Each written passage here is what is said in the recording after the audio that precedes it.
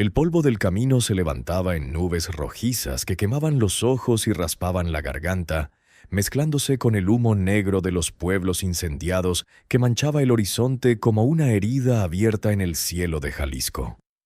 Era marzo de 1924, y la revolución que había prometido tierra y libertad solo había traído caos y muerte a los valles fértiles del Bajío. Los ejércitos revolucionarios y cristeros se peleaban cada pueblo como perros sobre un hueso, dejando tras de sí un reguero de viudas y huérfanos que nadie contabilizaba en los comunicados heroicos. Catalina avanzaba por el camino polvoriento con los pies descalzos y sangrantes, cargando al bebé de 8 meses contra su pecho mientras jalaba de la mano a Elena, su hija de 5 años, que tropezaba cada 3 pasos con el cansancio pintado en el rostro. A su lado izquierdo caminaba Miguel, su hijo mayor de 9 años, con la mirada dura y los puños cerrados, intentando parecer fuerte cuando su mundo se había derrumbado apenas 3 días atrás. Hacía 72 horas que el destacamento del general Refugio Sandoval había entrado a su pueblo de San Cristóbal de las Casas como una plaga de langostas uniformadas, requisando caballos, saqueando tiendas y ejecutando a cualquier hombre que se atreviera a protestar. El marido de Catalina, Tomás, no había protestado. Simplemente había estado en el lugar equivocado cuando un soldado borracho decidió que su cara no le gustaba. Un disparo, un cuerpo cayendo en el polvo, una viuda más para las estadísticas que nadie llevaba. La memoria del momento en que el cuerpo de Tomás se desplomó frente a su taller de herrería todavía quemaba en la mente de Catalina con la intensidad de un hierro candente. El sonido del disparo había sido seco, casi insignificante, pero las consecuencias habían sido absolutas. No hubo tiempo para lágrimas ni para un entierro digno. Los soldados habían ordenado que los cuerpos fueran arrojados a una fosa común en las afueras del pueblo, y ella había tenido que huir con sus hijos antes de que alguien decidiera que una viuda joven también podía ser útil para los caprichos de la tropa. Catalina no era de las que lloraban en voz alta. Había aprendido desde niña, criada en la dureza del campo jalisciense, que las lágrimas eran un lujo que solo podían permitirse los ricos. Así que tragó su dolor como si fuera un vidrio roto, sintiendo cómo le cortaba por dentro, y enfocó toda su energía en una sola cosa: mantener vivos a sus 3 hijos. Si esta historia ya te está atrapando, no olvides suscribirte y darle like. Déjame en los comentarios desde dónde nos estás escuchando. Me encanta saber de ti.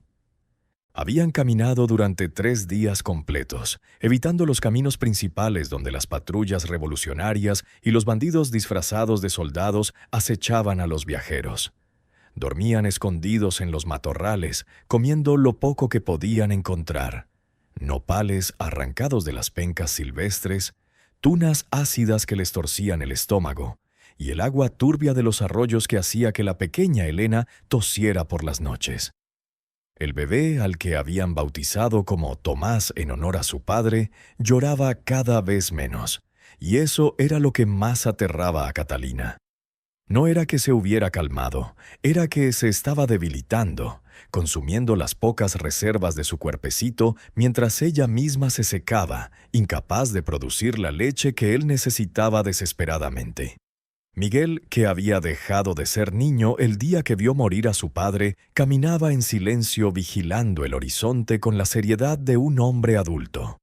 A veces recogía piedras del camino y las guardaba en sus bolsillos, y Catalina sabía que su hijo estaba preparándose para defenderse si alguien intentaba hacerles daño. La idea de que un niño de 9 años tuviera que pensar en matar o morir le partía el alma, pero no se lo prohibió. En tiempos de guerra, la inocencia era el primer lujo que desaparecía. El hambre era un dolor constante, una mordida sorda en el estómago que nunca cesaba. Catalina había repartido las últimas tortillas duras entre sus hijos esa mañana, quedándose ella solo con el recuerdo del sabor del maíz. El mareo le venía en oleadas, haciendo que el camino se inclinara peligrosamente bajo sus pies, pero no podía detenerse. Detrás de ellos estaba la muerte segura. Adelante, al menos, había la posibilidad de encontrar algo, lo que fuera. Fue al atardecer del cuarto día cuando escucharon la conversación que cambiaría su destino. Habían llegado a las afueras de un pueblo llamado San Juan de los Lagos, un caserío pequeño que parecía haber escapado milagrosamente de la violencia. Catalina se acercó con cautela a la tienda de abarrotes, una construcción de adobe con techo de teja que olía a café y especias, buscando agua para los niños y quizás, si había piedad en el mundo, un pedazo de pan. El tendero, un hombre viejo con bigote gris y ojos cansados, la miró con la mezcla de lástima y desconfianza que Catalina ya conocía bien. Sabía cómo lucía. Una mujer sucia, demacrada, con 3 niños hambrientos colgando de su falda. Era el tipo de imagen que hacía que la gente cerrara las puertas y apretara las monedas en sus bolsillos. «No tengo dinero», dijo Catalina con voz ronca sin rodeos, «pero mis hijos necesitan agua». El tendero suspiró mirando hacia la calle como si esperara que alguien viniera a rescatarlo de tener que tomar una decisión moral. Finalmente asintió y llenó un jarro de barro con agua del tinajón, entregándoselo sin decir palabra. Mientras los niños bebían con desesperación, Catalina escuchó las voces que venían de la trastienda. 2 hombres conversaban en voz baja, pero en el silencio de la tarde sus palabras llegaban claras como campanas. «Nadie va a comprarla, te lo digo. Esa hacienda está maldita desde que los Velasco desaparecieron». «Hace 100 años de eso, compadre. Ya es hora de que alguien use esas tierras». «¿Usarlas para qué? Nadie se atreve a entrar. Dicen que los que se quedaron allí nunca salieron vivos. Además, con la bola revolucionaria, las haciendas grandes son blanco fácil. Mejor dejarla como está, sellada y olvidada». Catalina se acercó lentamente a la puerta de la trastienda, con el corazón latiendo más rápido. Una hacienda abandonada. Un lugar sellado que nadie quería. Para ella eso no sonaba a maldición, sonaba a oportunidad. «Disculpe, señor», interrumpió ella asomándose tímidamente. Los 2 hombres la miraron sorprendidos. «¿De qué hacienda hablan?» El tendero frunció el ceño. «No es asunto para una mujer sola, señora. Ese lugar es peligroso». «Todo es peligroso ahora», respondió Catalina con una firmeza que sorprendió al mismo tendero. «¿Dónde está?» El otro hombre, más joven y con un sombrero de petate, la miró con curiosidad. «La hacienda de Santa Inés está a 5 kilómetros al norte, subiendo por el camino de la sierra. Pero no debería ir allá. El lugar ha estado cerrado desde 1824, cuando la familia Velasco desapareció en una sola noche. Dicen que hay algo bajo esa casa que no quiere ser molestado». Catalina sintió un escalofrío, pero no de miedo, sino de reconocimiento. Conocía esas historias, las había escuchado toda su vida. Los lugares malditos donde la gente no iba eran perfectos escondites para quienes necesitaban desaparecer del mundo. ¿Está muy destruida? Los muros principales siguen en pie. Es una construcción colonial sólida, pero nadie la ha tocado en un siglo. Las puertas están selladas con cadenas y la maleza se la ha tragado casi entera. ¿Y es de alguien? El tendero y el joven intercambiaron miradas incómodas. Técnicamente pertenece al gobierno ahora, tierras sin dueño después de la reforma, pero como nadie la reclama y nadie la quiere, Catalina no necesitó escuchar más. Tomó la mano de Miguel, cargó al bebé con más fuerza y le hizo una seña a Elena para que la siguiera. «Gracias por el agua», dijo, y salió de la tienda antes de que los hombres pudieran advertirle más sobre los peligros de un lugar que, para ella, representaba la única posibilidad de techo que se les presentaba. El camino hacia la hacienda fue una lucha contra el cansancio y la oscuridad que caía rápidamente. Miguel preguntó varias veces si era buena idea, pero Catalina no respondió. No tenía energía para explicarle que no había otras opciones, que los fantasmas eran menos peligrosos que los hombres armados y que un techo maldito era mejor que dormir otra noche a la intemperie con el bebé perdiendo calor. La vereda subía por la ladera de una colina, cubierta de encinos y matorrales espinosos que les rasgaban la ropa. El silencio del monte era absoluto, roto solo por el crujir de las ramas secas bajo sus pies y el canto lejano de un tecolote, ese pájaro que en el campo todos asocian con la muerte. Elena empezó a sollozar quedito, asustada por la oscuridad y el cansancio. «Mamá, tengo miedo». «Yo también, mi amor», susurró Catalina, y era la primera vez que admitía su terror en voz alta. «Pero el miedo no nos va a detener, ya casi llegamos». Y entonces la vieron.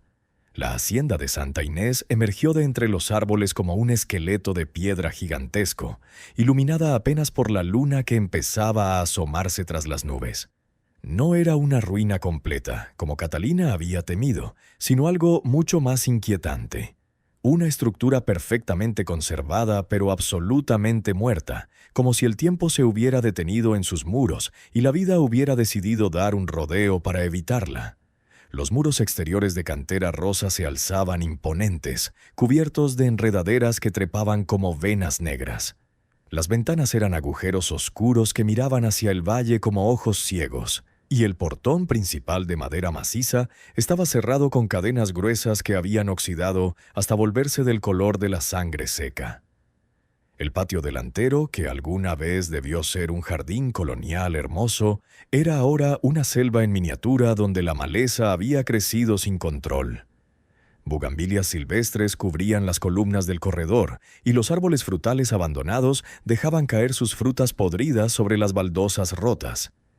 Catalina se detuvo en el límite del terreno, sintiendo algo que no podía explicar. No era exactamente miedo, sino una presencia, como si la hacienda estuviera observándola, evaluándola, decidiendo si los dejaría entrar. Miguel se acercó al portón y tiró de las cadenas. «Están selladas, mamá, no podemos entrar». Pero Catalina ya estaba rodeando el muro, buscando otro acceso. Conocía las haciendas viejas. Siempre había una puerta trasera, una entrada de servicio que los dueños usaban para que los trabajadores no ensuciaran el patio principal. La encontró en la parte norte del muro, una puerta pequeña de madera carcomida que había perdido su cerradura hacía décadas. Con un empujón fuerte, la madera cedió con un gemido prolongado y un olor a encierro y tierra húmeda salió a recibirlos como un aliento antiguo. «Quédense cerca de mí», ordenó Catalina, y los tres niños se pegaron a su cuerpo mientras cruzaban el umbral hacia la oscuridad absoluta del interior. El corredor de servicio era estrecho y bajo, con el techo de viguería que crujía amenazadoramente. Las paredes estaban cubiertas de salitre y manchas de humedad que parecían rostros deformados a la luz escasa de la luna que entraba por las rendijas. El suelo era de ladrillo irregular, y cada paso resonaba con un eco hueco que indicaba espacios vacíos debajo. Avanzaron lentamente, con Catalina, extendiendo una mano contra la pared para guiarse. El pasillo desembocó en lo que debió ser la cocina principal, un espacio enorme con una chimenea de piedra que ocupaba toda una pared y mesas de trabajo cubiertas de polvo tan espeso que parecía nieve negra. «Aquí nos quedaremos esta noche», dijo Catalina dejando al bebé en el suelo con cuidado. Su voz sonó extrañamente pequeña en la inmensidad de la habitación abandonada. Miguel encontró restos de leña vieja en un rincón, madera que milagrosamente no se había podrido del todo. Con el pedernal que su padre le había enseñado a usar, logró encender una pequeña hoguera en la chimenea.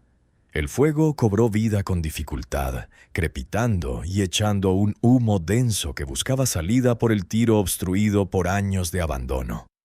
La luz anaranjada de las llamas reveló más detalles de su nuevo refugio. Ollas de cobre colgaban de ganchos en las vigas, cubiertas de telarañas tan gruesas que parecían velos. Un calendario de 1824 seguía colgado en la pared, amarillento y roto, marcando un día que nunca terminó. Y en el rincón más alejado, casi invisible en las sombras, había una puerta cerrada con un candado nuevo que contrastaba grotescamente con la antigüedad del lugar. Catalina no prestó atención a esa puerta. Su prioridad era alimentar a los niños y hacer que entraran en calor. Distribuyó las últimas migajas de tortilla que le quedaban, dándole la mayor parte a Elena y Miguel, y puso al bebé contra su pecho, rezando para que su cuerpo débil pudiera producir algo de leche. Los niños comieron en silencio, con los ojos grandes fijos en las sombras danzantes que el fuego proyectaba sobre las paredes. El cansancio finalmente los venció, y uno por uno se quedaron dormidos acurrucados junto a la chimenea, usando sus propios brazos como almohadas. Catalina no durmió. Se quedó sentada con la espalda contra la pared fría vigilando el fuego, vigilando a sus hijos, vigilando la oscuridad que se extendía más allá del círculo de luz. El silencio de la hacienda era casi tangible, interrumpido solo por el crepitar de las llamas y el goteo distante de agua filtrándose por algún techo roto. Y entonces lo escuchó. Un sonido que no debería estar ahí. No venía de arriba, ni de las habitaciones adyacentes. Venía de abajo. Directamente de debajo del suelo de ladrillo sobre el que estaban sentados. Toc, toc, toc. 3 golpes secos, espaciados, deliberados. Catalina contuvo la respiración con el corazón desbocado. Se quedó inmóvil, esperando, rezando para que fuera solo su imaginación o las vigas viejas asentándose. El silencio regresó, pesado y expectante. Pero entonces, justo cuando ella empezaba a relajarse, el sonido se repitió. Más fuerte esta vez, más insistente. Toc, toc, toc. Alguien o algo estaba golpeando desde las profundidades de la hacienda de Santa Inés, y ahora sabía que ella estaba ahí arriba, escuchando. El amanecer llegó filtrado y gris, colándose por las ventanas rotas de la cocina como una luz enferma que apenas lograba penetrar la oscuridad acumulada durante un siglo. Catalina despertó sobresaltada, sin recordar en qué momento había cerrado los ojos, con el cuerpo entumecido por la noche pasada en el suelo de ladrillo y el cuello torcido en un ángulo doloroso. El fuego se había consumido hasta convertirse en cenizas frías, y el aire dentro de la hacienda era pesado, cargado de humedad y el olor agrio del abandono. Lo primero que hizo fue contar a sus hijos. Miguel dormía hecho un ovillo junto a la chimenea apagada. Elena respiraba con un silbido preocupante que indicaba que el frío de la noche le había afectado los pulmones, y el bebé Tomás estaba quieto contra su pecho, tan silencioso que Catalina sintió un pánico helado atravesarla hasta que puso los dedos bajo su nariz y sintió el aliento tibio y débil. Vivo, pero apenas. El hambre ya no era un dolor sordo en el estómago. Se había transformado en una debilidad generalizada que hacía que cada movimiento requiriera un esfuerzo consciente. Catalina se puso de pie con dificultad, sintiendo cómo las rodillas protestaban, y salió de la cocina hacia el patio interior de la hacienda, buscando algo, cualquier cosa que pudiera servir como alimento. La luz del día reveló la verdadera magnitud del lugar que habían ocupado. La hacienda de Santa Inés era enorme, un complejo de construcciones que se extendía alrededor de un patio central con una fuente seca en el medio, cubierta de musgo verde oscuro. Las habitaciones se abrían hacia los corredores, con puertas de madera hinchada por la humedad que colgaban de bisagras oxidadas. Todo estaba intacto, como si los habitantes hubieran desaparecido en medio de sus actividades cotidianas y el mundo hubiera decidido no volver a entrar. Catalina encontró un huerto salvaje en la parte trasera, donde los árboles frutales habían seguido creciendo sin cuidado durante décadas. Naranjas agrias colgaban de las ramas junto con limones duros como piedras, y una higuera retorcida ofrecía algunos frutos pasados pero comestibles. Con manos temblorosas recogió todo lo que pudo cargar en su falda, sintiendo una gratitud feroz hacia la naturaleza que seguía dando incluso cuando los humanos abandonaban. Regresó a la cocina y distribuyó la fruta entre los niños. Miguel devoró 3 higos sin respirar. Elena chupó una naranja haciendo muecas por la acidez, y Catalina masticó la pulpa de otra fruta para ablandarla antes de dársela al bebé, sabiendo que no era suficiente, pero era algo. Mientras los niños comían, ella se dedicó a explorar la cocina con más detalle. Necesitaban agua, y en una hacienda de este tamaño debía haber un pozo o un aljibe.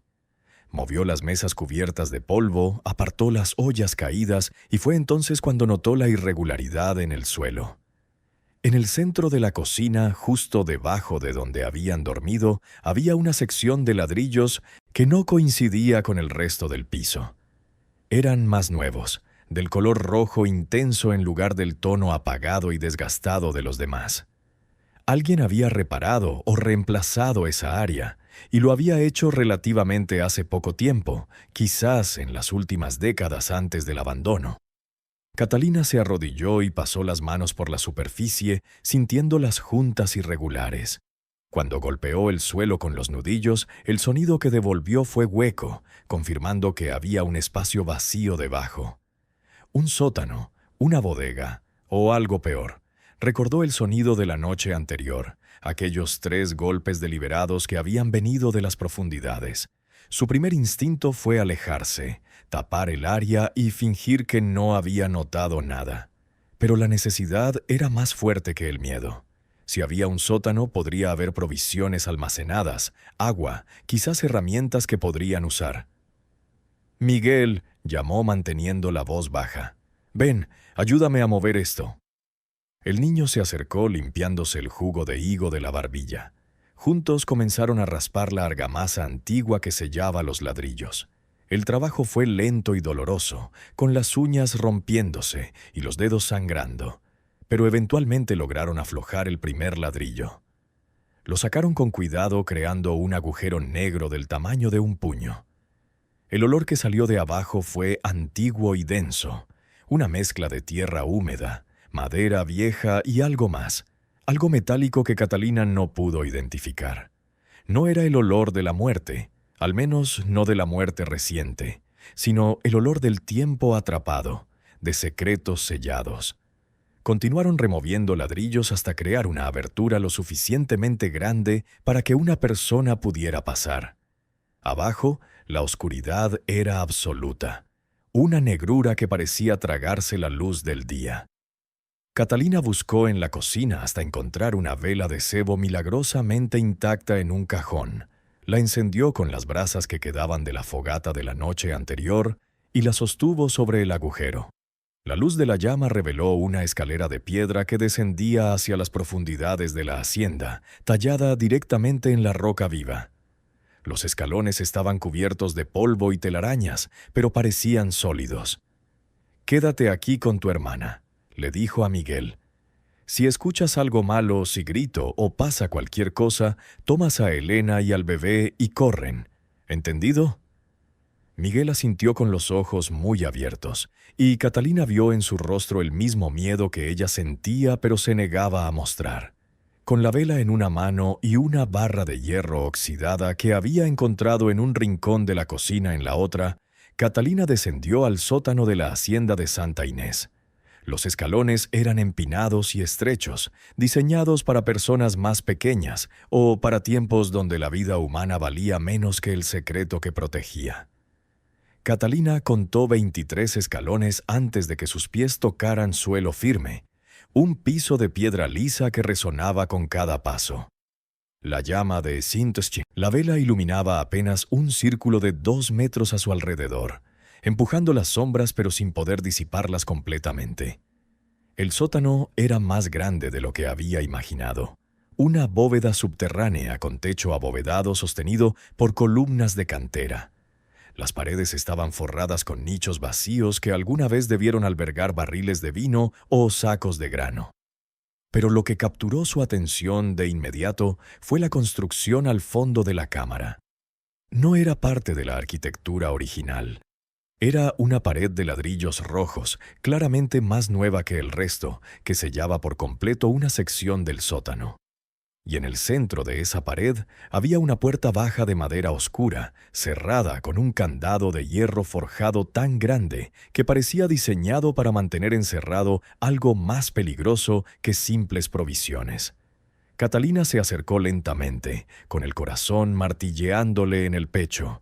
La madera de la puerta estaba tallada con símbolos que no reconoció, cruces entrelazadas con lo que parecían ser jeroglíficos indígenas, una mezcla extraña de cristianismo y tradiciones antiguas que hablaba de tiempos de sincretismo religioso forzado.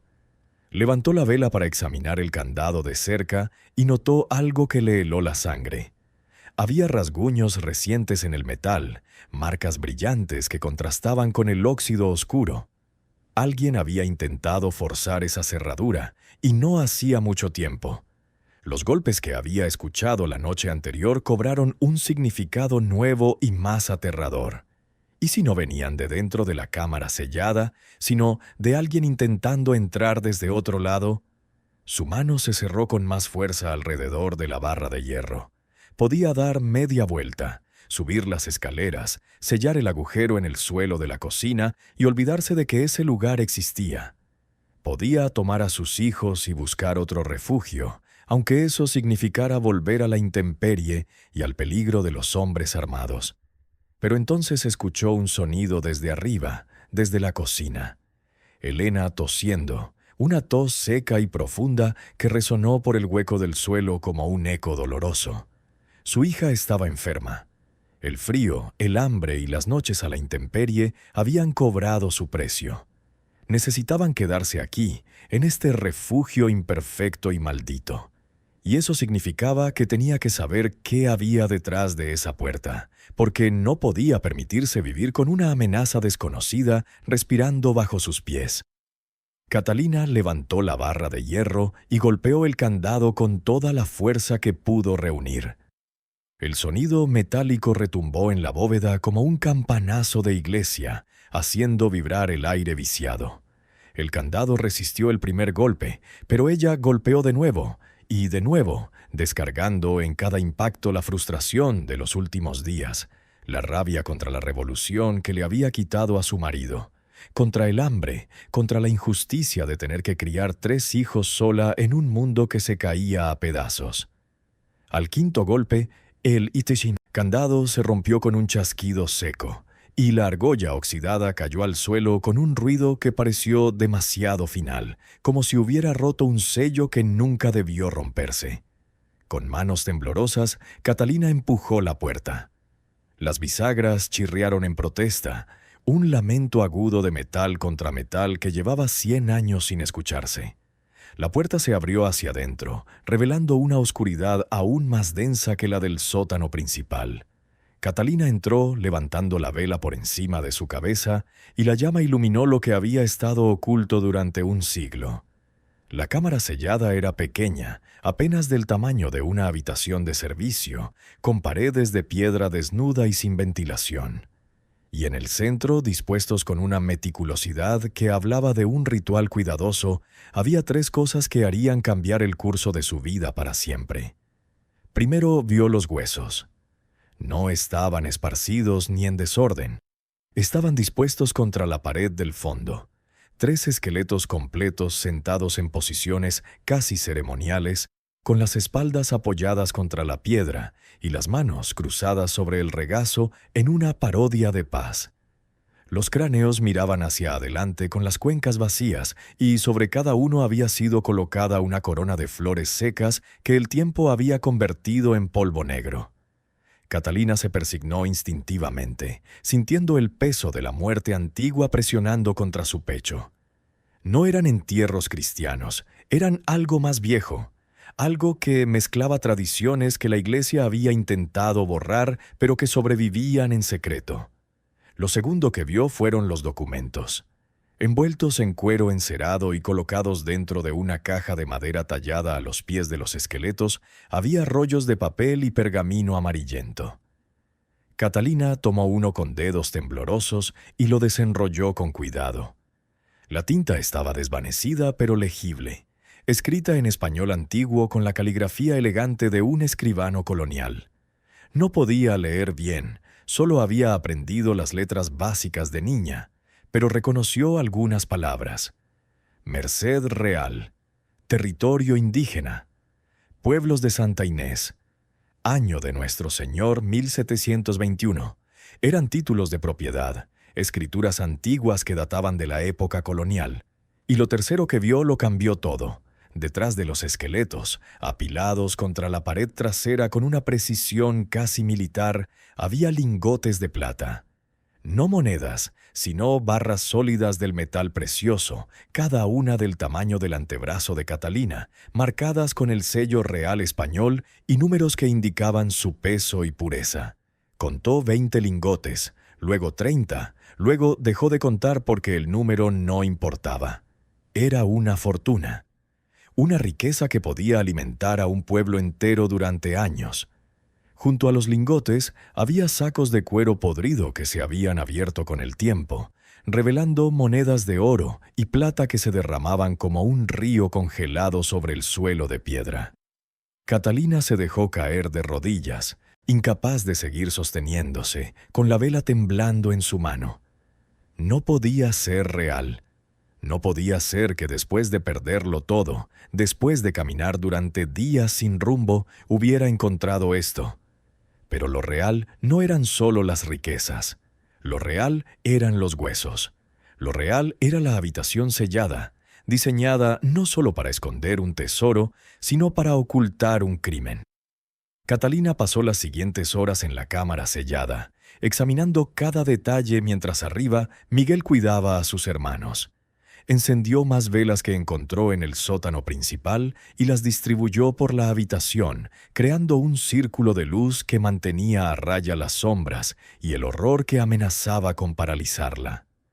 Los documentos contaban una historia que ella fue descifrando pieza por pieza, deletreando las palabras difíciles, llenando los huecos con la lógica de quien conoce cómo funciona la traición en estas tierras. En 1721, la corona española había otorgado una merced real, una concesión de tierras, a 3 pueblos indígenas de la región: Santa Inés, San Miguel y San Juan. Las comunidades habían recibido escrituras legales que les daban propiedad colectiva sobre el valle entero, miles de hectáreas de tierra fértil con agua abundante, como compensación por servicios prestados durante la conquista. Pero en 1824, justo después de la independencia de México, cuando el nuevo gobierno estaba reorganizando la propiedad de las tierras, y muchos títulos coloniales estaban siendo cuestionados, algo horrible había sucedido. Una carta, escrita con una caligrafía más tosca y urgente que las escrituras oficiales, narraba los últimos días de los líderes indígenas. Catalina leyó con dificultad, pero el contenido era claro. Los 3 hombres cuyos huesos ahora descansaban contra la pared habían sido los guardianes de los documentos, los representantes legales de sus comunidades. La familia Velasco, los españoles que habían construido la hacienda, los había invitado a una reunión para discutir la transición pacífica de las tierras bajo el nuevo gobierno. Los 3 hombres habían venido con buena fe, trayendo consigo las escrituras originales para demostrar sus derechos. Nunca salieron de la hacienda. La carta, escrita por uno de los Velasco en lo que parecía ser un ataque de conciencia tardío, confesaba el crimen. Los habían envenenado durante la cena y sellado sus cuerpos junto con los documentos en esta cámara secreta. Sin los líderes y sin las pruebas de propiedad, las comunidades indígenas no pudieron defender sus derechos legales. El nuevo gobierno mexicano, abrumado con 1000 problemas y corrupto en sus bases, simplemente había entregado las tierras a los Velasco, quienes las habían registrado bajo su nombre. Los pueblos de Santa Inés, San Miguel y San Juan fueron disueltos forzosamente. Sus habitantes se convirtieron en peones sin tierra, trabajando en la hacienda que legalmente les pertenecía. Y ahora, 100 años después, Catalina sostenía en sus manos ensangrentadas la prueba de ese robo masivo. Comprendió entonces por qué la hacienda había sido abandonada. La culpa, la superstición, quizás incluso el miedo a los fantasmas de los hombres asesinados, había hecho que los descendientes de los Velasco huyeran. Habían sellado el lugar, pero no lo habían destruido. Y al no destruirlo, habían dejado intacta la evidencia de su crimen fundacional. Catalina miró a los 3 esqueletos con una mezcla de horror y comprensión. No eran fantasmas malignos. Eran víctimas que habían estado esperando durante un siglo que alguien encontrara su historia y la contara. «Les prometo», susurró al aire viciado de la cámara, «que su muerte no será en vano». Tomó uno de los lingotes de plata sorprendiéndose por su peso frío y sólido. Con esto podría alimentar a sus hijos durante meses. Podría comprar medicina para Elena. Podría reconstruir una vida. Pero sabía, con una certeza que le quemaba en el pecho, que este tesoro no era suyo para tomar. Pertenecía a los descendientes de aquellos 3 hombres, a las comunidades que habían sido despojadas. Sin embargo, la justicia era un lujo que solo podían permitirse los vivos. Y ella necesitaba mantener vivos a sus hijos primero. Decidió tomar lo mínimo. Suficiente plata para sobrevivir las próximas semanas y los documentos. Los documentos eran lo más importante. Eran la llave para deshacer un siglo de injusticia. Enrolló las escrituras con cuidado y las envolvió en un trozo de su propia ropa interior, pegándolas contra su pecho bajo el vestido. Tomó 5 monedas de oro, suficientes para comprar comida y medicina sin despertar demasiadas sospechas. Dejó el resto donde estaba, sellando mentalmente un pacto con los muertos. Ella usaría su historia para hacer justicia, pero no se enriquecería con su tragedia. Subió las escaleras de vuelta a la cocina, cerró el agujero en el suelo con los ladrillos y durante un momento se permitió colapsar contra la pared, cerrando los ojos con fuerza. Arriba, Elena tosió de nuevo, un sonido húmedo y preocupante que hizo que Catalina abriera los ojos de golpe. La historia de los muertos tendría que esperar. Primero tenía que salvar a los vivos. La tos de Elena empeoró durante la noche, transformándose en un sonido húmedo y rasposo que llenaba la cocina abandonada con ecos de muerte inminente. Catalina pasó las horas de oscuridad sosteniendo el cuerpecito caliente de su hija, sintiendo cómo la fiebre subía con una velocidad aterradora, convirtiendo la piel suave en papel ardiente que quemaba al tacto. Al amanecer del segundo día en la hacienda, Elena ya no podía levantarse. Yacía sobre un montón de trapos viejos que Catalina había encontrado en una de las habitaciones, con los labios agrietados y los ojos vidriosos, mirando al techo sin verlo realmente. La niña murmuraba palabras sin sentido, llamando a su padre muerto, pidiendo agua que su garganta inflamada apenas podía tragar. Miguel observaba a su hermana con el rostro pétreo, pero Catalina notaba cómo sus manos temblaban cuando le tocaba la frente. El niño sabía lo que significaba esa fiebre. Todos en el campo lo sabían. Sin medicina, sin un doctor, los niños pequeños se apagaban como velas en cuestión de días. «Tengo que ir al pueblo», dijo Catalina, más para sí misma que para Miguel. La idea de dejar a sus hijos solos en la hacienda maldita le retorcía las entrañas, pero la alternativa era quedarse y ver morir a Elena. Se levantó con determinación, sacó una de las monedas de oro de su escondite en el corpiño y la examinó a la luz del amanecer que entraba por las ventanas rotas. Era una onza española, maciza y pesada, con el escudo real grabado en una cara y una fecha.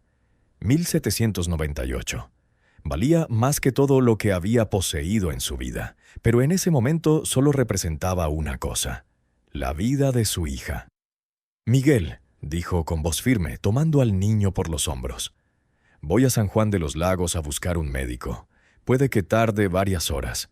Tú te quedas aquí cuidando a tu hermana y al bebé. Mantén el fuego encendido. Dale agua a Elena cada vez que despierte y no salgas de la cocina por ningún motivo». «¿Y si viene alguien?» «Nadie vendrá. Todos le tienen miedo a este lugar». Pero ambos sabían que era mentira. El mundo afuera estaba lleno de hombres que no temían a los fantasmas porque eran monstruos peores. Catalina besó la frente de Elena que ardía como brasas y salió de la hacienda cuando el sol apenas comenzaba a teñir el cielo de naranja. Caminó rápido por el sendero de la sierra, con el corazón dividiéndose con cada paso que la alejaba de sus hijos. El pueblo de San Juan de los Lagos estaba despertando cuando ella llegó, con el humo de las cocinas elevándose desde los tejados de teja y el olor a tortillas recién hechas torturando su estómago vacío. Las calles empedradas resonaban con el golpeteo de los cascos de los burros cargados con leche y el murmullo de las conversaciones matutinas. Catalina se dirigió directamente a la casa del médico, una construcción de 2 pisos con balcón de hierro forjado que denotaba cierta prosperidad. Golpeó la puerta con insistencia hasta que un hombre de mediana edad, con bigote pulcro y chaleco abotonado, abrió con expresión molesta. «¿Qué se le ofrece?». El doctor Salazar la miró de arriba a abajo, evaluando su ropa sucia y su aspecto demacrado con el desdén automático de quien está acostumbrado a tratar con pobres.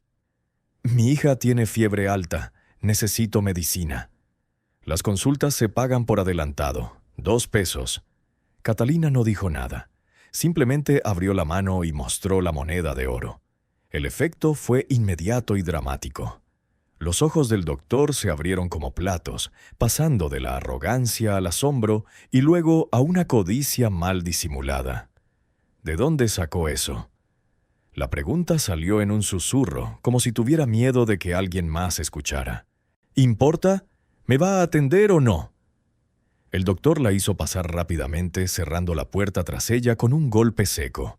La condujo a su consultorio, un espacio limpio que olía a alcohol y hierbas medicinales, y comenzó a hacerle preguntas sobre los síntomas de Elena mientras sus ojos volvían una y otra vez a la moneda que Catalina sostenía con firmeza.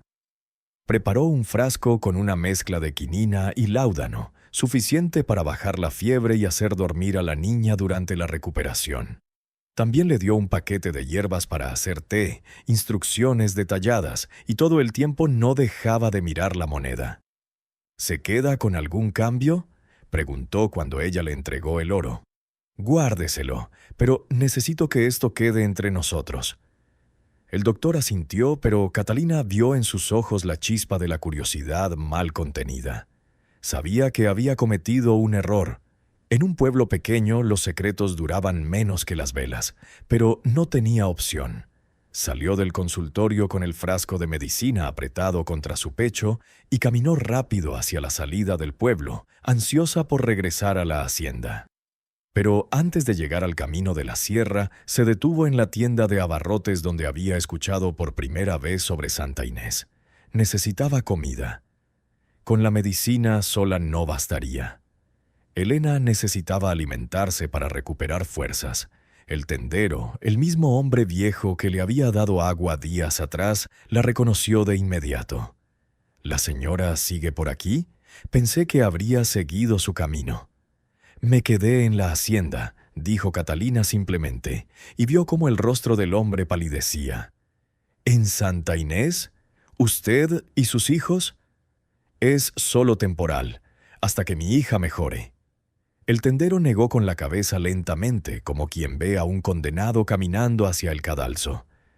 «Ese lugar no es bueno, señora. Hay cosas allí que es mejor no despertar». «Las únicas cosas que he despertado son polvo y telarañas». Compró frijoles, arroz, tortillas, un poco de leche de cabra y azúcar, pagando con unas monedas de plata que había guardado de antes. No quería mostrar más oro. Pero mientras el tendero envolvía sus compras, Catalina notó que el hombre del sombrero de petate, el mismo que había hablado sobre la hacienda días atrás, estaba sentado en un rincón de la tienda, observándola con una intensidad que le erizó la piel. Tomó sus compras y salió rápidamente, pero sintió los ojos del hombre clavados en su espalda mientras se alejaba. El camino de regreso a Santa Inés fue una carrera contra el tiempo y contra su propia paranoia. Cada ruido en los matorrales la hacía girar la cabeza, cada sombra entre los árboles parecía esconder una amenaza. La sensación de ser observada la acompañó todo el trayecto, pegajosa e insistente como una telaraña en la cara. Cuando llegó a la hacienda y cruzó el umbral de la cocina, el alivio la golpeó con tanta fuerza que casi se desploma. Miguel estaba donde lo había dejado acurrucado junto a Elena y el bebé dormía en un rincón envuelto en trapos. «¿Cómo está?», preguntó mientras se arrodillaba junto a su hija. «Peor, dejó de hablar hace una hora». Catalina destapó el frasco con manos temblorosas y vertió el líquido amargo en la boca de Elena, masajeando su garganta para obligarla a tragar. La niña tosió débilmente, pero tragó, y Catalina rezó a todos los santos que conocía para que la medicina llegara a tiempo. Las siguientes horas fueron una vigilia tensa. Catalina preparó un caldo con los ingredientes que había comprado, alimentó a Miguel y al bebé, y se quedó junto a Elena, mojando trapos en agua fresca y poniéndolos sobre su frente ardiente.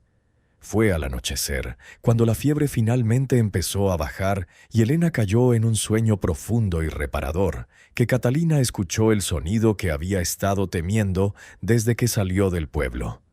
Caballos, muchos caballos, avanzando por el camino de la sierra hacia la hacienda. Si esta historia te tiene al borde del asiento, asegúrate de suscribirte y activar las notificaciones para no perderte ninguna historia como esta. Tu apoyo significa todo para mí. Catalina corrió hacia una de las ventanas que daba al camino de entrada y miró por una rendija en las maderas podridas que cubrían el marco. Lo que vio le heló la sangre hasta los huesos. Eran 6 jinetes, avanzando en formación militar hacia la hacienda. A la cabeza cabalgaba un hombre corpulento, vestido con un traje de charro elegante, con botones de plata que brillaban bajo la luz menguante del atardecer. Incluso a la distancia, Catalina reconoció el tipo de hombre que era. Uno de esos caciques regionales que la revolución no había logrado derribar, que simplemente habían cambiado de uniforme pero seguían controlando las tierras y las vidas de los campesinos. Los hombres que lo acompañaban llevaban rifles cruzados en las espaldas y cartucheras llenas al pecho. No venían de visita, venían a tomar algo por la fuerza. «Miguel, rápido», siseó Catalina. «Ayúdame a barricadar la entrada». Entre los dos empujaron la mesa pesada de la cocina contra la puerta trasera por donde habían entrado. No era mucho, pero al menos les daría unos segundos. Catalina tomó la barra de hierro que había usado para romper el candado del sótano y se posicionó frente a sus hijos, con el corazón desbocado pero la mirada firme. Los cascos de los caballos se detuvieron en el patio delantero. Catalina escuchó las voces de los hombres hablando entre ellos. Luego el sonido de botas golpeando el suelo de piedra mientras desmontaban. «¡Oigan! ¡Hay alguien aquí!», gritó una voz áspera. «¡Hay fuego encendido en la cocina!».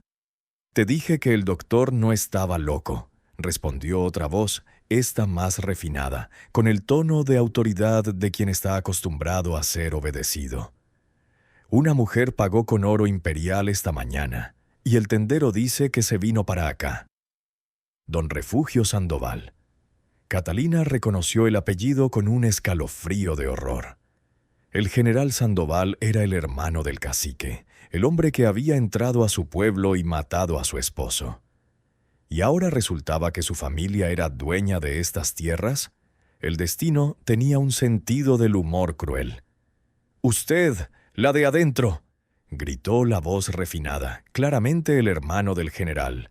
«Salga y nadie saldrá lastimado. Solo queremos saber de dónde sacó ese oro. Este es territorio de los Sandoval, y todo lo que esté enterrado aquí nos pertenece por derecho». Catalina no respondió. Apretó la barra de hierro con más fuerza y miró a Miguel, que había tomado al bebé en brazos y estaba protegiendo a Elena inconsciente con su propio cuerpo. «Muy bien», suspiró la voz afuera. «A la fuerza, entonces. Echen abajo esa puerta». El primer golpe hizo temblar la mesa barricada. El segundo la movió varios centímetros. Al tercero, los goznes oxidados de la puerta trasera empezaron a ceder. Catalina cerró los ojos, preparándose para lo inevitable cuando un sonido diferente cortó el aire de la tarde. No era un disparo ni un grito, era un silbido. Agudo, largo, modulado de una forma que parecía llevar un significado específico. Los golpes a la puerta cesaron abruptamente. Afuera escuchó exclamaciones confundidas y el sonido de los caballos relinchando nerviosos. «¿Qué demonios es eso?», murmuró uno de los hombres. Catalina se acercó a la ventana y miró hacia afuera.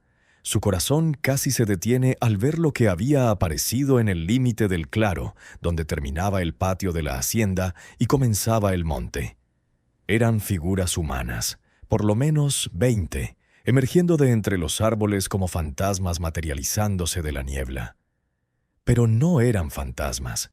Eran hombres y mujeres de piel morena, vestidos con ropa simple de manta, muchos de ellos ancianos con el cabello completamente blanco. Algunos llevaban machetes, otros palos, y los más viejos solo llevaban bastones tallados con símbolos que brillaban extrañamente bajo la luz del atardecer. Al frente del grupo caminaba un hombre tan anciano que parecía hecho de cuero curtido y huesos, con el rostro surcado por 1000 arrugas que contaban historias de un siglo de vida. Llevaba un báculo de madera negra en una mano y en la otra sostenía algo que Catalina no pudo identificar desde la distancia. «Sandoval», dijo el anciano con voz sorprendentemente fuerte para su edad. «Esta tierra no es tuya, nunca lo ha sido». «¿Quién demonios eres tú, viejo?», ladró don Refugio, pero Catalina notó un temblor en su voz que no había estado ahí antes. «Esta es propiedad privada. Están invadiendo». «Esta es tierra de Santa Inés», respondió el anciano avanzando sin miedo hacia los hombres armados. «Tierra de San Miguel, tierra de San Juan, tierra que fue robada con sangre hace 100 años y que será devuelta con justicia hoy». El anciano levantó la mano que sostenía el objeto misterioso y Catalina finalmente pudo verlo con claridad. Era una cruz de madera vieja, tallada con los mismos símbolos que había visto en la puerta del sótano. «Ustedes, los Sandoval, compraron esta hacienda hace 20 años de los descendientes de los Velasco, pero los Velasco nunca fueron los dueños legítimos. Ellos robaron estas tierras asesinando a nuestros abuelos y enterrando las pruebas. Pero las tierras recuerdan, los huesos recuerdan, y ahora parece que alguien ha abierto la tumba». Don Refugio miró hacia la hacienda y luego de vuelta al anciano, su rostro mostrando por primera vez algo parecido al miedo. «No sé de qué hablas, viejo loco. Esta hacienda estaba abandonada. Nosotros...» «¿Abandonada?», el anciano soltó una risa seca. «Fue abandonada porque los Velasco no pudieron vivir con el peso de su crimen. La sellaron y huyeron, pero dejaron la evidencia intacta, esperando este día». Catalina sintió como todo el rompecabezas encajaba en su mente. Por eso la hacienda había estado sellada, pero no destruida. Por eso los símbolos indígenas mezclados con cruces cristianas. Por eso los 3 cuerpos enterrados ceremonialmente junto con los documentos. El anciano giró su mirada hacia la ventana donde Catalina estaba escondida, y por un momento sus ojos se encontraron. Era como si él pudiera verla a través de la madera podrida, leyendo su alma. «Mujer de la hacienda», llamó con voz clara. «No te escondas. Sé que encontraste lo que estaba enterrado. Sé que tienes las escrituras». Catalina vaciló solo un segundo. Luego dejó caer la barra de hierro, empujó la mesa a un lado y abrió la puerta trasera. Salió al patio con los documentos apretados contra su pecho, consciente de que estaba apostando las vidas de sus hijos a que ese anciano era lo que parecía ser. Don Refugio y sus hombres giraron hacia ella, con las manos moviéndose instintivamente hacia sus armas. Pero el anciano levantó su báculo en un gesto que los detuvo en seco. «No», ordenó con autoridad absoluta. «Esta mujer es huésped de la tierra de Santa Inés. Nadie le pondrá una mano encima». Catalina caminó lentamente hacia el anciano, pasando entre los jinetes que la miraban con una mezcla de confusión y rabia contenida. Cuando llegó frente al viejo, se arrodilló instintivamente, un gesto de respeto que salió de algún lugar profundo de su memoria cultural. «Levántate, hija», dijo el anciano con suavidad. «Aquí nadie se arrodilla ante nadie. Esos días terminaron hace mucho tiempo, aunque algunos lo hayan olvidado». Catalina se puso de pie y extendió los documentos. «Los encontré en el sótano, junto con los huesos de 3 hombres». El anciano tomó los papeles con manos que temblaban ligeramente, no de miedo, sino de emoción contenida. Los desenrolló con cuidado reverencial y los leyó, o más bien los reconoció, porque era claro que sabía lo que contenían sin necesidad de descifrar cada palabra. Mi bisabuelo, susurró tocando uno de los nombres en las escrituras, y los bisabuelos de Magdalena y de José, los 3 guardianes, los 3 mártires. Se volvió hacia don Refugio, que había palidecido visiblemente al comprender lo que esos papeles significaban. Durante 100 años, las familias Velasco y luego los Sandoval han vivido de tierras robadas. Han trabajado a nuestros hijos y nietos como peones en la tierra que les pertenecía. Pero eso termina ahora. Eso no tiene validez legal, espetó don Refugio, pero su voz había perdido toda convicción. Los tribunales nunca... Los tribunales cambiarán cuando vean estos documentos, interrumpió el anciano. Especialmente ahora que el nuevo gobierno está implementando la reforma agraria. Y si no cambian, encontraremos otros medios. La amenaza flotaba en el aire, respaldada por las 20 figuras silenciosas que rodeaban a los 6 jinetes armados. Don Refugio hizo cálculos rápidos en su cabeza y llegó a la única conclusión posible. Había perdido. «Esto no ha terminado», gruñó jalando las riendas de su caballo. «Mi hermano, el general...» «Tu hermano, el general, no tiene poder aquí», respondió el anciano con calma. «Y si intenta algo, estos documentos llegarán no solo a la Ciudad de México, sino a todos los periódicos del país. ¿Quieres que se sepa que tu familia construyó su fortuna sobre el asesinato de líderes indígenas indefensos?» Don Refugio no respondió. Espoleó a su caballo y salió del patio al galope, seguido por sus hombres. El sonido de los cascos se perdió en la distancia, dejando tras de sí un silencio que parecía pesar toneladas. Catalina sintió que las piernas le fallaban. El anciano la sostuvo con un brazo sorprendentemente fuerte para su edad. «Ven», dijo suavemente. «Tú y tus hijos necesitan descansar, y tenemos mucho de qué hablar». La noche que siguió fue una de las más extrañas en la vida de Catalina. Los 20 hombres y mujeres que habían aparecido como defensores silenciosos no se fueron. En lugar de eso, se instalaron en el patio de la hacienda, encendiendo fogatas y preparando comida que compartieron con generosidad. El anciano, que se presentó como don Mateo, el último descendiente directo de uno de los 3 guardianes asesinados, se sentó con Catalina en la cocina mientras las mujeres de su grupo preparaban un caldo espeso de pollo y hierbas que alimentaron a Miguel y cuidaron de Elena, cuya fiebre había bajado pero que seguía débil como un pajarito. «¿Cómo supieron que yo estaba aquí?», preguntó Catalina mientras sostenía una taza de té caliente entre sus manos. El primer momento de paz genuina que había experimentado en días. «No lo sabíamos», respondió don Mateo con una sonrisa que arrugaba aún más su rostro antiguo. «Pero hemos estado vigilando esta hacienda durante 100 años, esperando. Cada generación ha mantenido la vigilia, porque nuestros abuelos nos dijeron que un día la tierra hablaría, que los muertos llamarían y que alguien respondería. Yo no respondí a ningún llamado. Solo estaba buscando un refugio. A veces el destino nos usa sin pedirnos permiso. Tú entraste porque necesitabas protección. Encontraste la verdad porque fuiste lo suficientemente valiente para bajar a la oscuridad. Y ahora, quieras o no, eres parte de esta historia». Catalina pensó en los 3 esqueletos sentados ceremonialmente en el sótano, en las coronas de flores convertidas en polvo negro, en la carta escrita con una caligrafía temblorosa confesando el crimen. ¿Qué va a pasar ahora? «Mañana llevaré estos documentos a Guadalajara, a un abogado que trabaja con las comunidades indígenas en los casos de restitución de tierras. La ley está de nuestro lado ahora, pero la ley es lenta. Mientras tanto...» Don Mateo miró alrededor de la cocina abandonada. «Esta hacienda volverá a vivir». «Yo no tengo derecho a estar aquí», dijo Catalina en voz baja.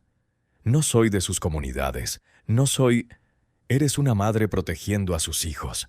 Eso te da más derecho que cualquier papel firmado por reyes muertos. Además, tú eres quien encontró a nuestros abuelos. Les diste voz después de un siglo de silencio. Si hay justicia en este mundo, deberías ser honrada, no expulsada.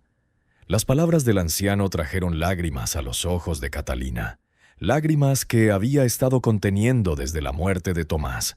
Se permitió llorar finalmente, sollozos que sacudían su cuerpo delgado mientras don Mateo simplemente le ponía una mano en el hombro, dejándola desahogarse. Pero la paz era frágil y el mundo exterior no respetaba momentos de descanso. 3 días después, cuando Elena finalmente pudo levantarse y caminar un poco, cuando Catalina empezaba a creer que quizás lo peor había pasado, llegó la noticia que cambiaría todo de nuevo. Uno de los jóvenes que había estado vigilando el camino entró corriendo al patio, jadeando, con el rostro empapado de sudor y los ojos muy abiertos. Don Mateo, vienen soldados, muchos soldados. El general Sandoval está viniendo con toda su tropa. El anciano se puso de pie con una calma que contrastaba dramáticamente con la urgencia del mensaje. ¿Cuántos? 50, quizás más. Tienen un cañón pequeño. Dicen que van a arrasar la hacienda con todo lo que haya adentro si no entregamos a la ladrona que robó el oro de su familia. Catalina sintió que el mundo se inclinaba bajo sus pies. Yo no robé nada. Solo tomé lo suficiente para... Lo sé, la interrumpió don Mateo, pero Refugio corrió con su hermano y le llenó la cabeza de mentiras. Los Sandoval no pueden permitir que la verdad salga a la luz. Si estos documentos llegan a Guadalajara, pierden todo. Así que van a destruir la evidencia y a los testigos. ¿Cuánto tiempo tenemos? 1 hora, quizás menos. El pánico que Catalina había estado conteniendo finalmente se liberó, inundando su pecho con una presión que apenas la dejaba respirar. Había sobrevivido a tantas cosas, había llegado tan lejos, y ahora un ejército venía a aniquilarlos a todos porque ella había tenido la audacia de encontrar la verdad. «Llévate a tus hijos», dijo don Mateo firmemente, tomándola por los hombros y obligándola a mirarlo a los ojos. «Llévate los documentos y huye por el camino del norte. Hay una cueva a 2 kilómetros que los soldados no conocen. Estarás segura allí hasta que esto termine. ¿Y ustedes? Nosotros defenderemos esta tierra. Es lo que nuestros abuelos habrían querido».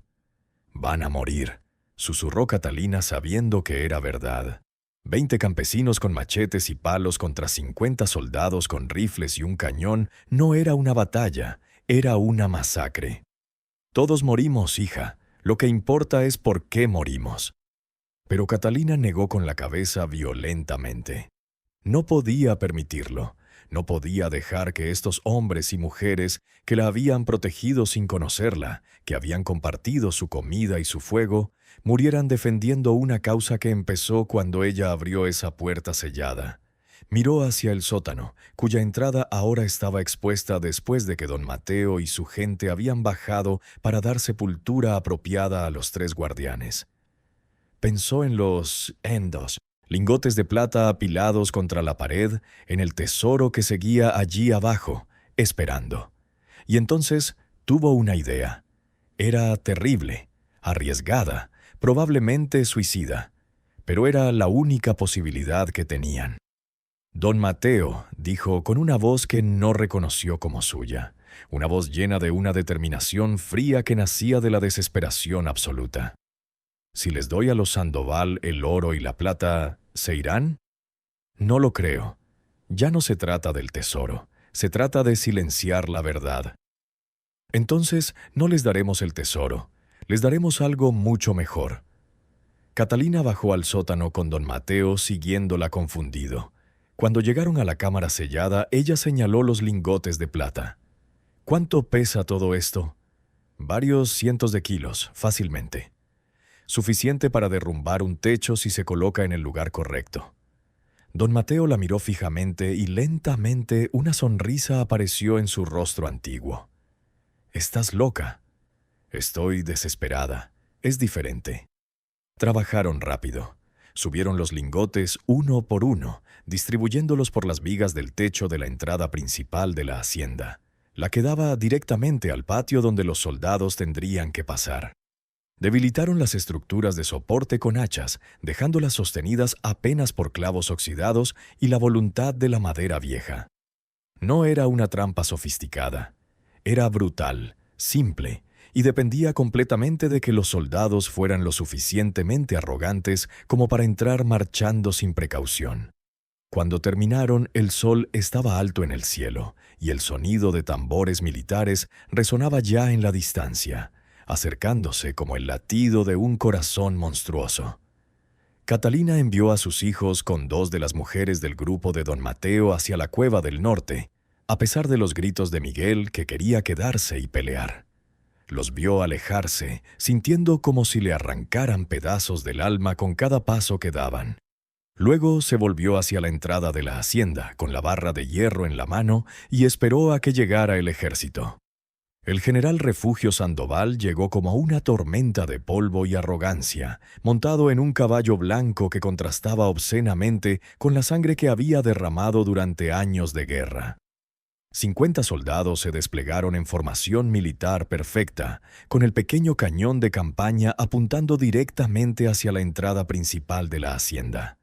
El general era una versión más brutal y curtida de su hermano, con cicatrices cruzando su rostro y ojos que habían visto demasiada muerte para sentir remordimiento. «Entreguen a la ladrona y los documentos falsos». Su voz retumbó por el patio vacío. «Tienen 5 minutos antes de que convierta este lugar en escombros».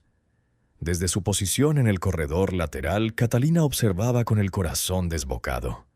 Don Mateo y su gente estaban escondidos en las habitaciones laterales, listos para actuar si el plan fallaba. Todo dependía de la arrogancia del general, de que su certeza de victoria lo cegara a la trampa. Los 5 minutos pasaron en un silencio sepulcral. Luego el general escupió al suelo con desprecio. «Muy bien, entren y sáquenlos a todos. Vivos o muertos, no me importa». 20 soldados avanzaron hacia la entrada principal en formación apretada, con rifles en alto y las botas golpeando el empedrado con sincronía militar. El general los seguía desde atrás, orgulloso de su disciplina, ciego a su destino. Catalina apretó la cuerda que habían atado a la última viga de soporte, esperando el momento exacto. Contó los pasos. 1, 2, 3... Cuando los primeros soldados cruzaron el umbral y el general puso un pie bajo el arco de entrada, ella jaló con toda su fuerza. El crujido fue espantoso, un gemido de madera partiéndose que pareció hacer eco hasta el cielo. Las vigas debilitadas cedieron todas al mismo tiempo, y los cientos de kilos de plata que habían estado balanceados precariamente cayeron como un juicio divino. Los lingotes se precipitaron junto con piedras de cantera, vigas de roble y un siglo de abandono condensado en 3 segundos de caos absoluto. El estruendo fue ensordecedor, una explosión de destrucción que levantó una nube de polvo tan densa que cubrió todo el patio como una niebla mortal. Los gritos de los soldados atrapados bajo los escombros se mezclaron con los relinchos aterrorizados de los caballos. Cuando el polvo comenzó a asentarse, Catalina vio el resultado de su trampa desesperada. El arco de entrada había colapsado completamente, atrapando a los 20 soldados que habían entrado y sepultando al general bajo toneladas de piedra y plata. Los 30 soldados restantes, congelados por el shock, miraban los escombros sin comprender lo que acababa de suceder. Algunos corrieron hacia sus compañeros atrapados, otros apuntaron sus rifles hacia todas direcciones buscando al enemigo invisible. Fue don Mateo quien salió primero, con las manos en alto pero sin miedo, seguido por su gente. No atacaron, simplemente se pararon allí, testigos silenciosos del desastre.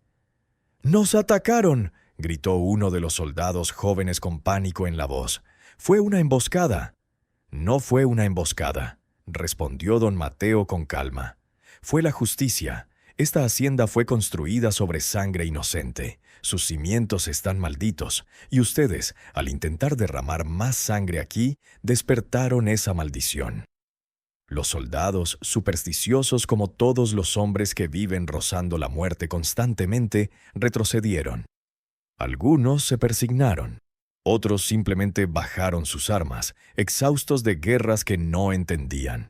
Un sargento veterano con más sentido común que lealtad ciega dio la orden: «Ayuden a sacar a los heridos y alguien busque al general». Tardaron 1 hora en despejar suficientes escombros. Encontraron al general Sandoval vivo, pero apenas. Una viga le había atravesado la pierna y un lingote de plata le había aplastado el brazo derecho. El hombre que había entrado como un conquistador yacía ahora gimiendo de dolor, reducido a simple carne sufriente. Fue entonces cuando llegó el sonido de más caballos, pero estos no traían guerra, traían ley. Un destacamento de la Guardia Nacional Federal entró al patio, liderado por un capitán joven que llevaba en la mano un telegrama. Don Mateo había sido más astuto de lo que nadie imaginó. 3 días antes había enviado copias de los documentos no solo a Guadalajara, sino directamente a la Ciudad de México, al mismísimo presidente. «¿Quién está al mando aquí?», preguntó el capitán federal. El sargento señaló al general aplastado bajo los escombros. «Él, señor, pero está indispuesto». El capitán leyó el telegrama en voz alta para que todos escucharan. Era una orden presidencial: investigar las acusaciones de robo de tierras indígenas en Jalisco, arrestar a todos los involucrados y proteger a los testigos y documentos históricos que probaban el crimen. Los soldados del general, al escuchar que su comandante era ahora un fugitivo de la justicia federal, simplemente soltaron sus armas. La guerra había terminado no con una batalla, sino con un papel sellado y la ley finalmente haciendo su trabajo. 3 meses después, la hacienda de Santa Inés volvió a vivir, pero transformada. Los tribunales, presionados por la atención nacional que el caso había generado, reconocieron los documentos como auténticos y ordenaron la restitución completa de las tierras a las comunidades de Santa Inés, San Miguel y San Juan. Don Refugio huyó a Estados Unidos, arruinado y perseguido. Su hermano el general sobrevivió, pero pasaría el resto de sus días en una prisión federal, con una pierna que nunca sanó correctamente, recordándole cada día su caída. Catalina no reclamó nada para sí misma, pero las comunidades, agradecidas por su papel en revelar la verdad, le ofrecieron algo que no tenía precio: un hogar. Le dieron una casa en el pueblo de Santa Inés, reconstruido ahora con el nombre orgullosamente restaurado, y tierras para trabajar. Miguel creció fuerte y estudió Derecho, inspirado por ver cómo un papel viejo podía derribar imperios de injusticia. Elena se recuperó completamente y se convirtió en maestra, enseñando a los niños indígenas su propia historia, la que había sido borrada durante siglos. Y el bebé Tomás, que nunca recordaría esos días terribles, creció escuchando la historia de cómo su madre había encontrado 3 esqueletos que cambiaron el destino de miles. La hacienda misma se convirtió en un museo y centro comunitario. El sótano donde habían descansado los 3 guardianes fue transformado en un memorial, con sus nombres grabados en piedra y velas encendidas perpetuamente en su honor. Y Catalina, la viuda que había llegado buscando solo un techo para una noche, se convirtió en la guardiana de la memoria, la mujer que había tenido el valor de abrir una puerta sellada y dejar salir la verdad. El general Refugio. Sandoval llegó como una tormenta de polvo y arrogancia, montado en un caballo blanco que contrastaba obscenamente con la sangre que había derramado durante años de guerra. 50 soldados se desplegaron en formación militar perfecta, con el pequeño cañón de campaña apuntando directamente hacia la entrada principal de la hacienda.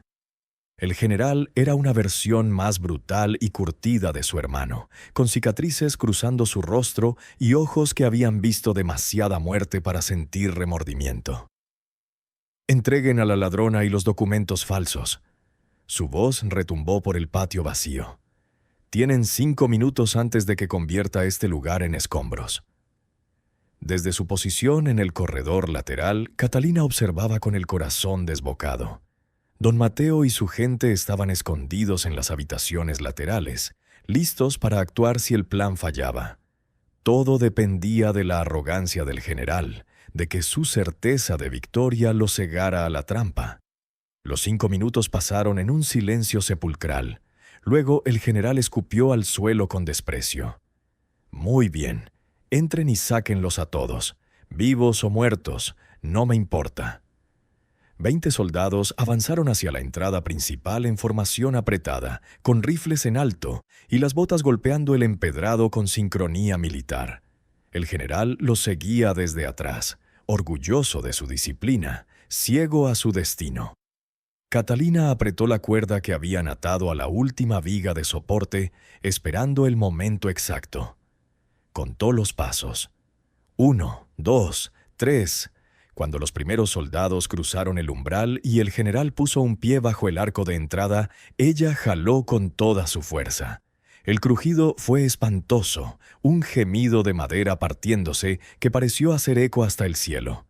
Las vigas debilitadas cedieron todas al mismo tiempo, y los cientos de kilos de plata que habían estado balanceados precariamente cayeron como un juicio divino.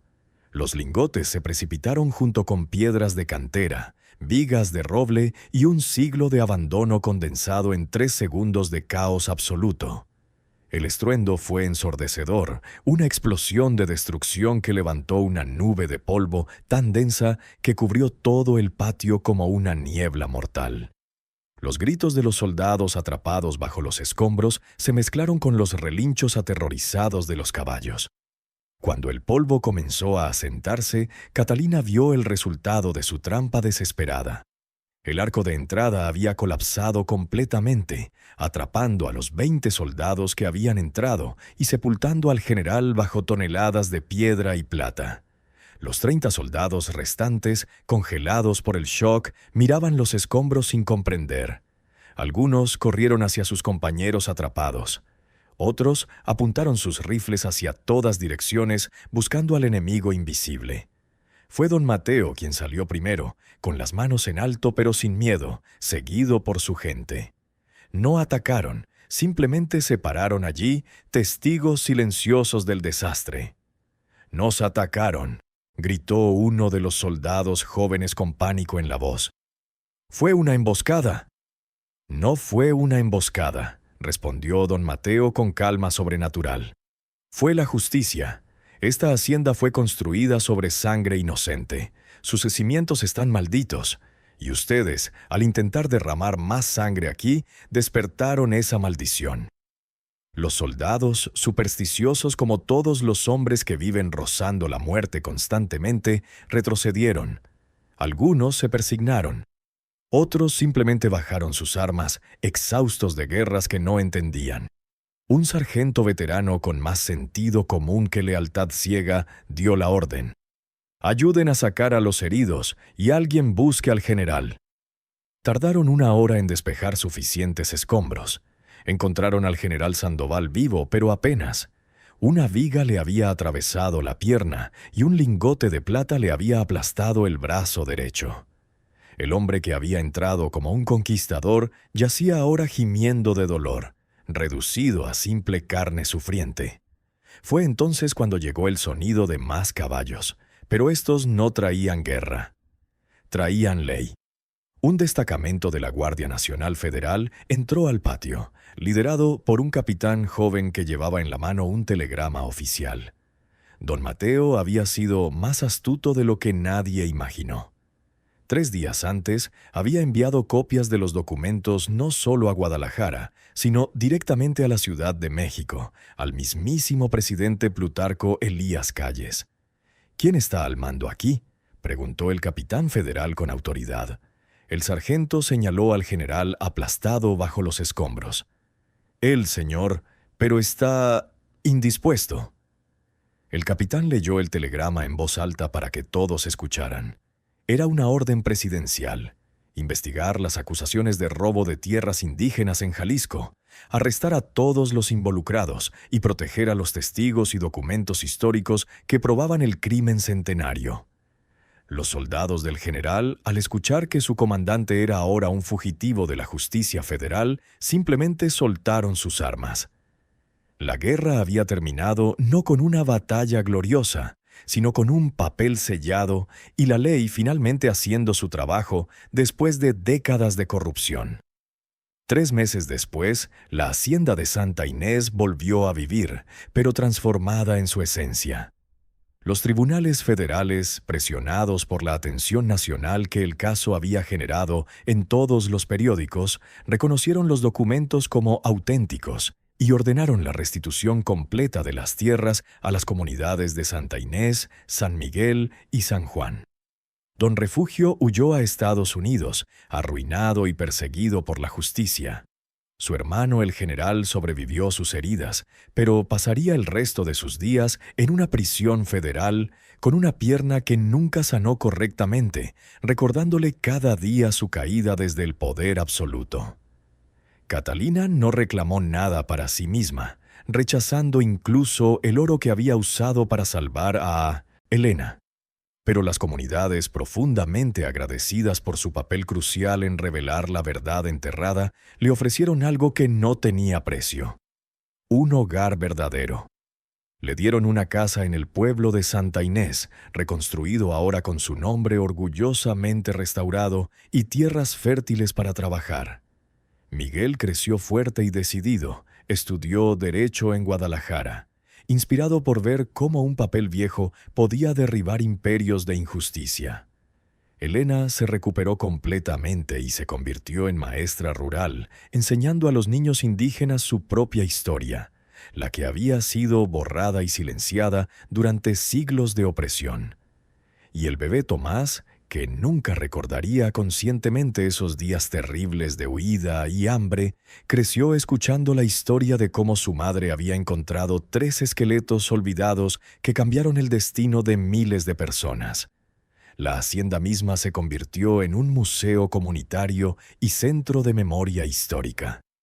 El sótano donde habían descansado los 3 guardianes asesinados fue transformado en un memorial sagrado, con sus nombres grabados en piedra de cantera y velas encendidas perpetuamente en su honor por las nuevas generaciones. Y Catalina, la viuda que había llegado descalza y hambrienta, buscando solo un techo para una noche de desesperación, se convirtió en la guardiana viviente de la memoria colectiva. La mujer que había tenido el valor extraordinario de abrir una puerta sellada durante un siglo y dejar salir la verdad que cambiaría todo. Gracias por escuchar hasta el final. Si esta historia te conmovió, compártela con alguien que necesite recordar que la esperanza existe incluso en los momentos más oscuros. Suscríbete si aún no lo has hecho y nos vemos en la próxima historia.